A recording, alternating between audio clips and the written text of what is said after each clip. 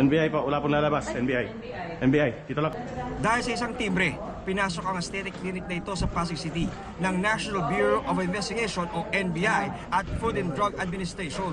Pagbukas ng isang pinto, naharang ang palabas na sanang naka-white coat na pang-doktor. Hawak pa niya noon ang isang vial ng gamot na i-inject dapat sa isang pasyente. Na-recover ng NBI ang mark money habang kinumpis ka naman ng FDA ang iba't ibang klase ng unregistered na gamot na pampaputi at pampapayat. Sa ikalawang palapag naman, inabutang nakasaksak ang isang direhistradong drip sa isang pasyente. Nakatanggap po tayo ng tip at informasyon na mayroong nagbebenta ng gamot na hindi po dumaan sa FDA. Napakahirap po nito kung ang gamot na ituturok sa mga pasyente ay hindi po dumaan sa FDA sapagkat hindi tayo nakakasiguro kung ligtas ito. Na-inquest na ang inarestong doktor na tumanggi magbigay ng kanyang pahayag.